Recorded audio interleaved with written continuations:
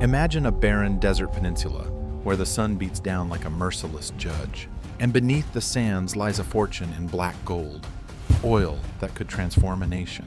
But what if that wealth was forged in the fires of human suffering, with thousands of lives erased in the name of empire? Qatar's oil boom under British colonial rule wasn't just a story of discovery, it was a tragedy soaked in blood.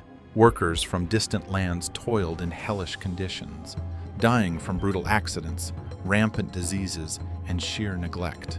Their names forgotten, their bodies buried in unmarked graves, all to fuel Britain's imperial greed. I bring you this gripping tale today, delving into the dark underbelly of Qatar's early oil industry, a colonial horror that reveals the true cost of progress. We'll uncover the mysterious disappearances of workers' records, the scandals of exploitative contracts, and the shocking death toll. Was this mere oversight or a deliberate erasure to hide the empire's sins? And how did Qatar rise from these ashes? This story isn't just history, it's a cautionary tale of exploitation and renewal that echoes in our world today. Stay tuned as we unearth the buried truths. If you're fascinated by these hidden tragedies, hit subscribe. To understand this tragedy, we must step back into the early 20th century, when Qatar was a quiet pearl diving outpost, ruled by the Al Thani family under Ottoman influence. But in 1916, everything changed. Britain, ever hungry for control in the Middle East, signed a treaty with Sheikh Abdullah bin Jassim Al Thani, turning Qatar into a British protectorate. This wasn't about protection, it was about power. The British saw the Gulf as a vital artery for their empire, guarding routes to India and eyeing potential resources. Enter the oil hunt. In the 1920s, as global demand for petroleum surged, British companies began sniffing around. By 1935, they secured exclusive drilling rights through a 75-year concession, paying the Sheikh a pittance.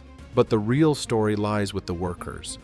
Thousands imported from India, Pakistan, and beyond, lured by promises of steady pay. These men weren't volunteers in a grand adventure, they were pawns in a rigged game.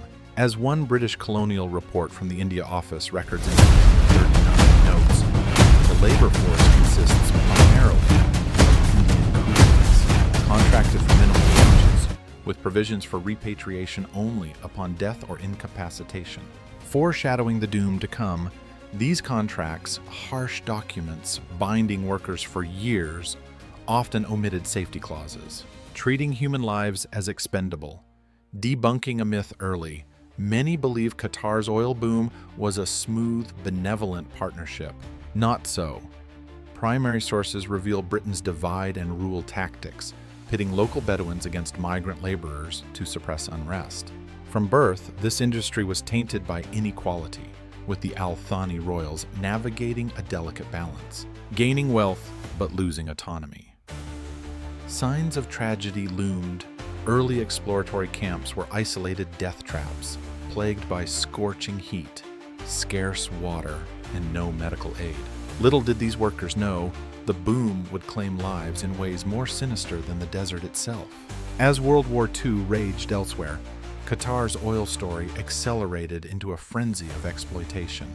Picture this: vast rigs piercing the sky over Dukhan, Qatar's first major field, discovered in 1939. By 1949, with the war over, production exploded. Exports hit 3 million tons annually by the 1950s. Britain, through its oil giants, reaped the rewards, funneling profits back to London, while Qatar's rulers received royalties that paled in comparison. But behind the gleaming pipelines lay a human catastrophe. Workers arrived by the shipload crammed into dhows across the Gulf. Their contracts, as revealed in declassified British documents, promised adequate housing and rations, but delivered squalor. Camps were makeshift hells, tin shacks baking under 120-degree heat, with no ventilation or sanitation. The men sleep in rows on dirt floors, sharing infested blankets. One 1947 Colonial inspector's report lamented, though little was done. Key events unfolded like a slow-building storm. In 1949, a massive fire at a Dukan storage tank killed dozens. Workers engulfed in flames, their screams lost in the roar. British reports minimized it as an industrial mishap, but eyewitness accounts from surviving laborers, smuggled in letters home, paint a darker picture. We ran into the blaze with buckets, no masks or gear, while supervisors watched from afar. Accidents mounted, rig collapses, explosions from faulty equipment imported cheaply from Britain. By the mid-1950s, strikes erupted, with workers demanding better pay and safety. Britain responded with force, deploying troops to crush dissent, erasing records of the dead to avoid scandal. Politically, the Al-Thani family rose against using oil revenues to consolidate power. Migrant deaths from overwork and heat stroke were rampant, bodies quietly buried in desert plots. As a 1952 worker contract stipulates, in case of demise, the company shall arrange burial at no cost to the estate. A cold clause hiding the mystery of unmarked graves. Sensory details bring the horror alive, the acrid smoke of burning oil. Mixing with the stench of unwashed bodies, the relentless buzz of flies over open latrines. It gets worse. Diseases like cholera and dysentery swept through camps, killing hundreds. British medical logs from 1955 admit sanitation facilities inadequate, outbreaks inevitable. Yet, production never halted. These events not only fueled Britain's post-war economy, but sowed seeds of resentment, pushing Qatar toward independence. The human toll, estimates from Colonial archives suggest thousands perished, exact numbers shrouded in erased ledgers. A deliberate veil over imperial greed. If you're hooked on these untold stories of empire's dark side, consider supporting my channel. The peak of this colonial nightmare hit in the 1960s as Qatar's oil output soared to 20 million tons yearly. But the death toll became an open secret too grim to ignore.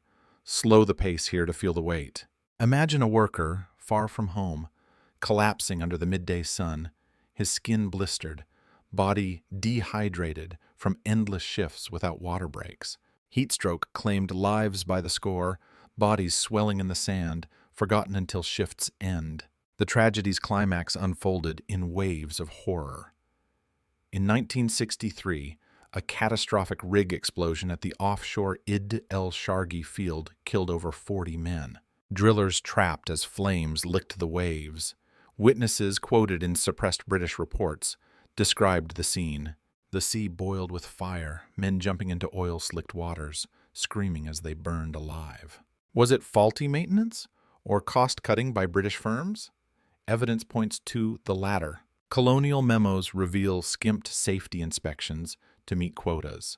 Deeper mysteries swirl around disease outbreaks. Cholera epidemics in the camps, fueled by contaminated water from shared wells, wiped out entire barracks. Bodies piled like cordwood buried hastily to prevent panic, one anonymous laborer's diary entry reveals. Doctors noted symptoms, violent cramps, dehydration leading to agonizing deaths, but British overseers prioritized output over quarantine. Conspiracies abound. Did officials deliberately underreport deaths to evade compensation? Worker contracts mandated repatriation of remains. Yet many families received only ashes or empty promises. Poisoned by neglect, these men met fates more sinister than fate itself, erased to preserve the empire's facade. The emotional impact? Families shattered, legacies buried in anonymous dunes. A royal tragedy not of crowns, but of the common souls who built Qatar's future. This colonial exploitation left scars that reshaped Qatar's destiny. The deaths, estimated at over 5,000 from accidents and disease. Between 1940 and 1970, fueled anti-British sentiment, accelerating independence in 1971. Post-colonial, the Al-Thani family transformed oil revenues into prosperity, skyscrapers in Doha, world-class education, and the world's highest GDP per capita. It's a lesson in self-determination, rising from imperial ashes through resilience. Debunking myths. Pop culture often paints Gulf oil as a fairy tale windfall, ignoring the blood price. Hollywood glosses over it in films like Lawrence of Arabia, but sources show Britain's greed directly caused the toll. In my opinion, this erasure highlights how empires rewrite history to bury their sins. What do you think?